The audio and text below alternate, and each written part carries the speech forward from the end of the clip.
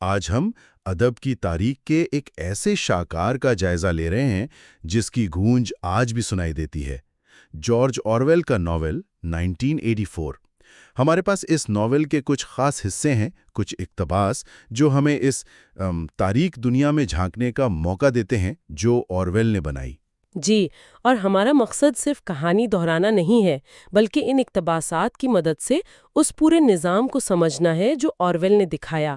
ایک ایسا نظام جو آپ دیکھیں نگرانی پر، سوچ پر، پہروں پر اور سچائی کو مسلسل توڑنے مروڑنے پر قائم ہے، اور پھر یہ دیکھنا ہے کہ یہ سب کچھ ایک فرد کی نفسیات پر، اس کے اندر کی دنیا پر کیسے اثر ڈالتا ہے۔ بالکل، اور جو چیز اسے آج بھی اتنا آپ کہیں پریشان کن حد تک متعلقہ بناتی ہے وہ شاید اس کی کچھ تفصیلات ہیں۔ مثال کے طور پر وہ ہر جگہ لگی ٹیلی اسکرین جو صرف آپ کو دیکھتی سنتی نہیں بلکہ پارٹی کا پیغام بھی آپ تک پہنچاتی ہے، یا پھر وہ خیال پولیس کا تصور کہ کوئی آپ کے خیالات تک پہنچ سکتا ہے، اور وہ زبان کو ہی بدل دینے والی نیوز پیک۔ یہ صرف کہانی نہیں لگتی، یہ طاقت کیسے کام کرتی ہے اس پر ایک گہری نظر ہے۔ تو آئیے اس دنیا کی گہرائی میں اترتے ہیں، شروعات کرتے ہیں اس نگرانی اور کنٹرول سے۔ یہ تو جیسے اس دنیا کی بنیاد ہے۔ ونسٹن اسمتھ جو ہمارا مرکزی کردار ہے وہ ایک ایسے فلیٹ میں رہتا ہے جہاں دیوار میں ٹیلی اسکرین لگی ہے۔ آپ اسے دھیما تو کر سکتے ہیں پر بند کرنا ناممکن ہے، اور یہ بے وقت نشر بھی کر رہی ہے اور آپ کی ہر حرکت ہر سرگوشی کو ریکارڈ بھی۔ ایک جگہ یہ احساس بہت واضح ہے، وہ کہتا ہے آپ کو اس مفروضے کے تحت جینا پڑتا تھا، عادت سے جبلت بن جانے والی زندگی، کہ آپ کی ہر آواز سنی جا رہی ہے اور اندھیرے کے علاوہ ہر حرکت پر نظر رکھی جا رہی ہے۔ یہ مستقل احساس کہ آپ قید میں ہیں اپنی ہی زندگی میں، اور اوپر سے خیال پولیس کا ڈر کہ وہ آپ کے دماغ میں جھانک سکتی ہے، یہ تو مطلب سوچ کر ہی گھٹن ہوتی ہے۔ ہاں، یہ گھٹن صرف ایک احساس نہیں ہے، یہ باقاعدہ ایک نفسیاتی ہتھیار ہے۔ جب پرائیویسی ختم ہو جاتی ہے نا، تو انسان اپنی ہی ذات میں سمٹ جاتا ہے۔ ایک مستقل وہم، ایک ڈر لگا رہتا ہے، کہیں میں نے کچھ غلط سوچ تو نہیں لیا، کہیں میرے چہرے پر کوئی ایسا تاثر تو نہیں آ گیا جس سے میری اندرونی بغاوت ظاہر ہو جائے۔ اسی لیے تو لوگ وہ خاموش امید پرستی کا ماسک پہننے پر مجبور ہو جاتے ہیں۔ یہ خود سینسرشپ کی انتہا ہے۔ آپ خود اپنے جیلر بن جاتے ہیں۔ بالکل، اور پھر اس نظام کو نافذ کرنے کا مرکز ہے وزارت محبت۔ نام دیکھیں کیسا ہے، ایک ایسی جگہ جس کا محبت سے کوئی لینا دینا نہیں، بغیر کھڑکیوں والی ایک خوفناک عمارت جہاں لوگوں کو توڑا جاتا ہے، ان کی سوچ بدلی جاتی ہے۔ اور یہ ناموں کا الٹ پھیر بھی تو کمال ہے، وزارت محبت، وزارت امن، وزارت سچائی۔ یہ خود ڈبل تھنک کی ایک مثال ہے جہاں الفاظ اپنے معنی ہی کھو دیتے ہیں۔ اور یہ کنٹرول صرف آپ کہہ رہی ہیں نگرانی اور خوف تک نہیں ہے، یہ تو لوگوں کی روزمرہ زندگی، ان کی بنیادی ضرورتوں تک پھیلا ہوا ہے۔ آرویل جو زندگی دکھاتا ہے وہ بہت ہی بے رنگ، بہت ہی کھردرے پن کی ہے۔ ونسٹن کو جو صابن ملتا ہے وہ ریت جیسا ہے، اس طرح کندے ہیں۔ کھانا وہ بدذائقہ وکٹری جن، تیل جیسی بو والی کالی روٹی جو پتہ نہیں کس چیز کی بنی ہے۔ اور راشننگ کا نظام، چاکلیٹ کا راشن 30 گرام سے کم کر کے 20 گرام کیا جاتا ہے، اور پھر کچھ دن بعد اعلان ہوتا ہے کہ جی عظیم کامیابی ہوئی ہے، راشن بڑھا کر 20 گرام کر دیا گیا ہے۔ یہ تو ایک طرح سے عوام کی ذہانت کی توہین ہے۔ کینٹین کا ماحول بھی بڑا ناخوشگوار ہے، شور، پسینے اور ابلے گوبھی کی بو، دھاتی ٹرے، گندگی، مڑے ہوئے چمچ۔ ونسٹن خود محسوس کرتا ہے ہمیشہ آپ کے معدے اور جلد میں ایک قسم کا احتجاج ہوتا تھا، ایک احساس کہ آپ کو دھوکہ دیا جا رہا ہے۔ پارٹی جان بوجھ کر لوگوں کو ان بنیادی ضرورتوں کی جدوجہد میں الجھائے رکھتی ہے۔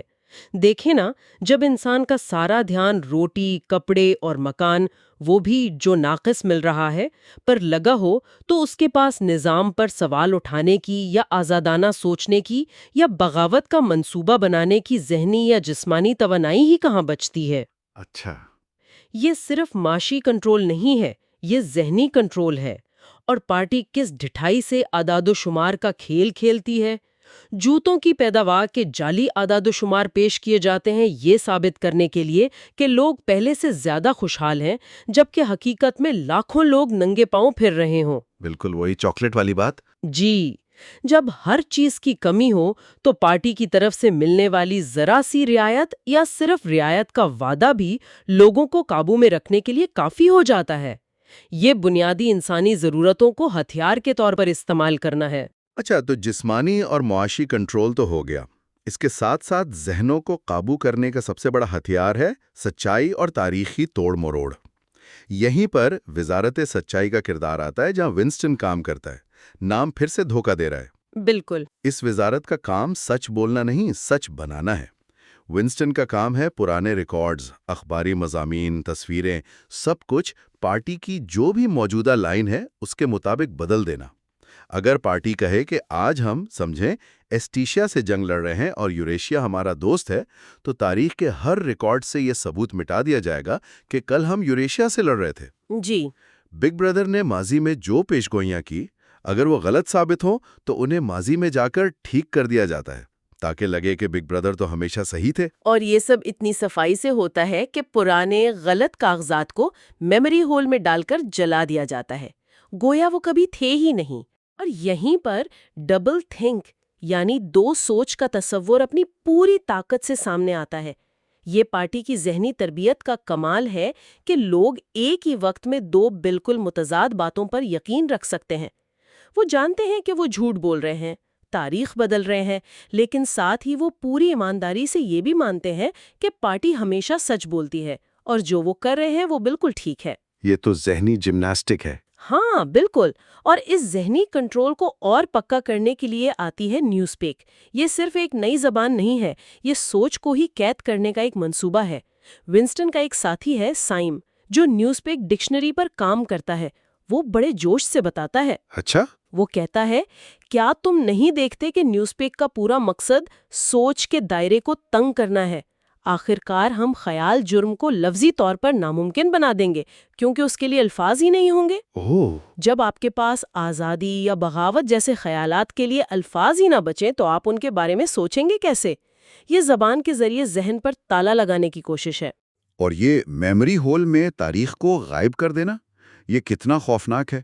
ونسٹن ایک پورا انسان، کامریڈ اوگلوی، تخلیق کرتا ہے، ایک مثالی پارٹی ہیرو جس کی پوری زندگی، سارے کارنامے سب من گھڑت ہیں، صرف اس لیے کہ بگ بردر کی ایک تقریر میں اس کا ذکر کرنا ہے۔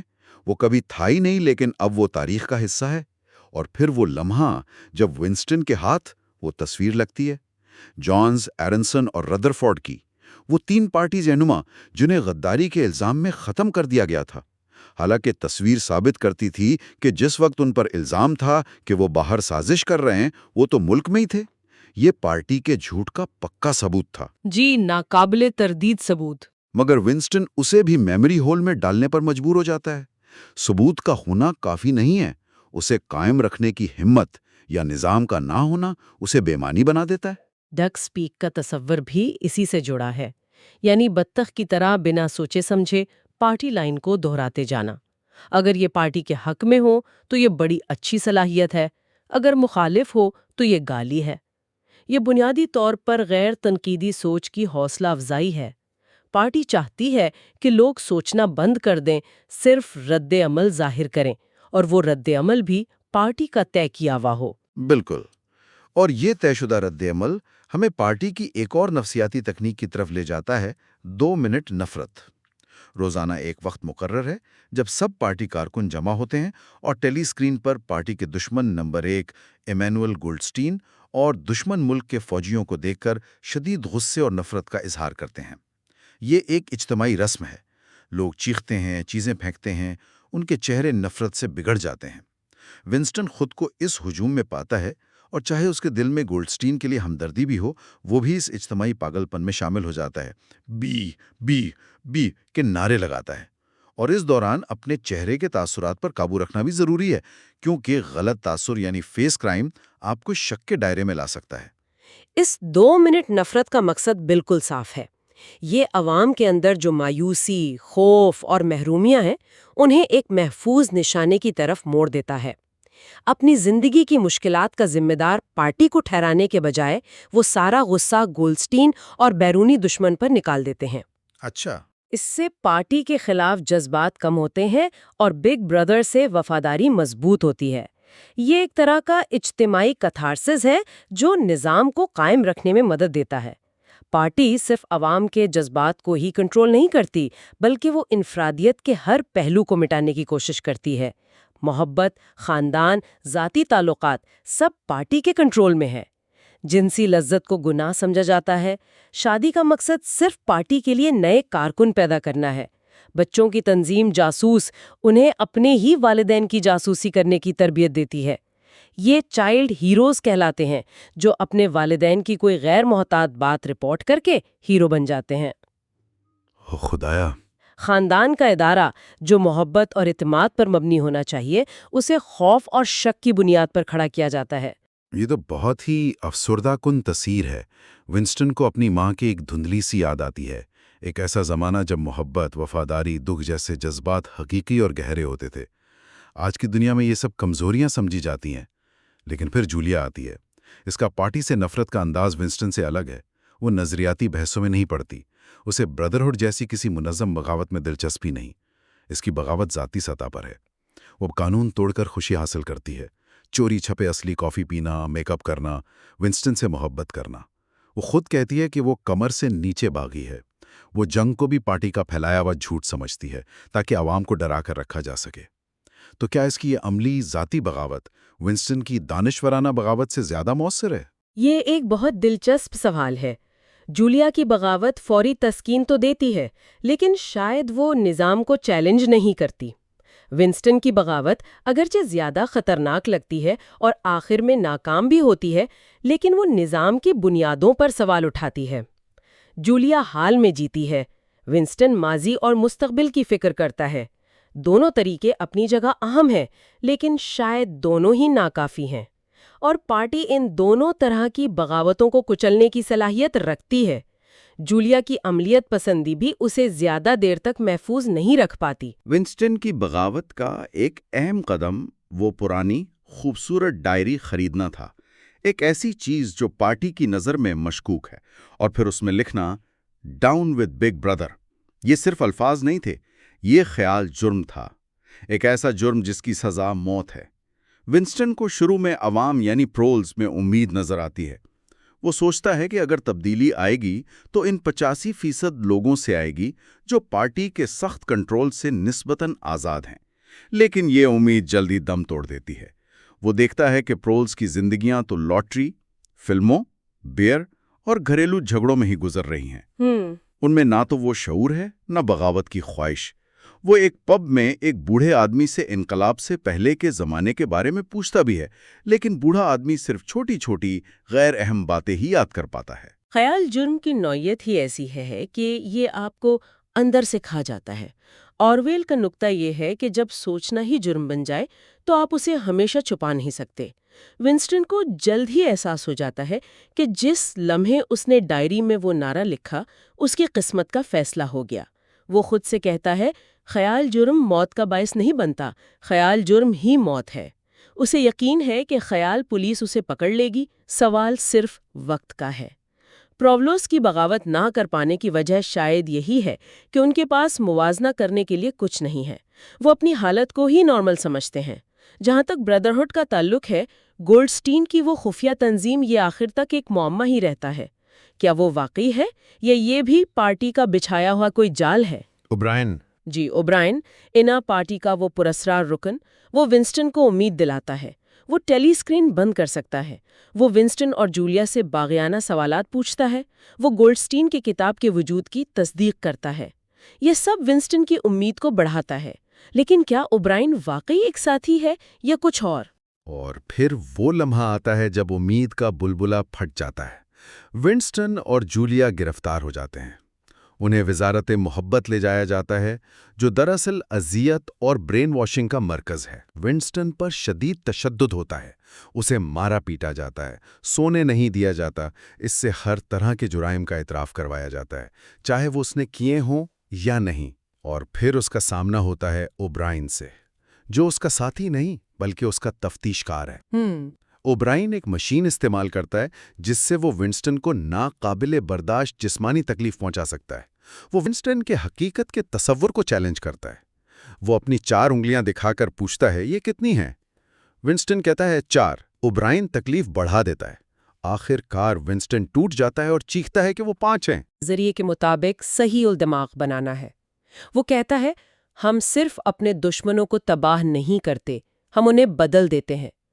وہ ونسٹن کو سمجھاتا ہے کہ حقیقت کوئی باہر کی چیز نہیں ہے، حقیقت خارجی نہیں ہوتی، حقیقت انسانی ذہن میں موجود ہے اور کہیں نہیں، اور چونکہ انفرادی ذہن غلطی کر سکتا ہے اور مر جاتا ہے، اس لیے حقیقت صرف پارٹی کے اجتماعی لافانی ذہن میں موجود ہے۔ یعنی پارٹی جو کہے وہی سچ ہے۔ بالکل، طاقت ہی مقصد ہے، طاقت ہی سب کچھ ہے۔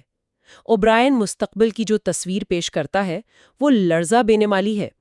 مستقبل کی تصویر چاہتے ہو تو ایک بوٹ کا انسانی چہرے کو ہمیشہ کے لیے روندنے کا تصور کرو۔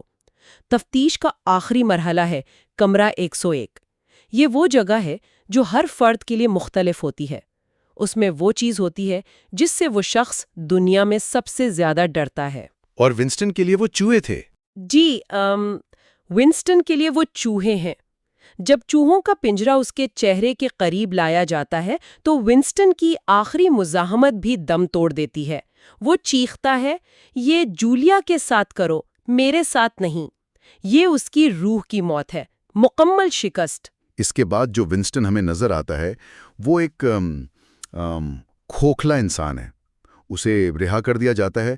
وہ چیسنٹ ٹری کیفے میں بیٹھا ہے جہاں پہلے غدار پارٹی رہنماؤں کو دیکھا گیا تھا۔ وہ جسمانی طور پر تو ٹھیک ہو چکا ہے لیکن اندر سے مر چکا ہے۔ وہ اب پارٹی کے ہر نظریے کو دل سے قبول کرتا ہے۔ وہ میز پر جمی دھول میں لکھتا ہے 2+2=5۔ اسے جولیا سے اپنی آخری ملاقات یاد آتی ہے۔ دونوں بدل چکے ہیں، موٹے ہو گئے ہیں، ان کی آنکھوں میں کوئی چمک نہیں۔ وہ اعتراف کرتے ہیں کہ انہوں نے ایک دوسرے کو دھوکہ دیا، جی، لیکن اب اس سے کوئی فرق نہیں پڑتا۔ ان کے درمیان کوئی محبت، کوئی جذبہ باقی نہیں۔ ونسٹن وکٹری جن پیتا ہے، شطرنج کھیلتا ہے اور ٹیلی اسکرین سے آنے والی جنگ کی کامیابیوں کی خبریں سنتا ہے۔ یہ ونسٹن کی شفایابی کا آخری مرحلہ ہے۔ پارٹی نے نہ صرف اس کی بغاوت کو کچلا بلکہ اس کے ذہن کو پوری طرح سے بدل دیا۔ وہ اب پارٹی کے خلاف سوچ بھی نہیں سکتا۔ ناول کے آخری سطریں تو دل دہلا دینے والی ہیں۔ جد و جہد ختم ہو چکی تھی، اس نے اپنے آپ پر فتح پا لی تھی، وہ بگ بردر سے محبت کرتا تھا۔ یہ مکمل ذہنی تبدیلی ہے، مکمل شکست۔ اور ناول کے آخر میں جو نیوز پیک میں ضمیمہ ہے وہ اسی بات کی تصدیق کرتا ہے کہ پارٹی کا حتمی منصوبہ یہی تھا، زبان کو اس حد تک بدل دینا کہ مستقبل میں اختلاف رائے یا بغاوت کا خیال تک ناممکن ہو جائے۔ جب سوچنے کے اوزار ہی چھین لیے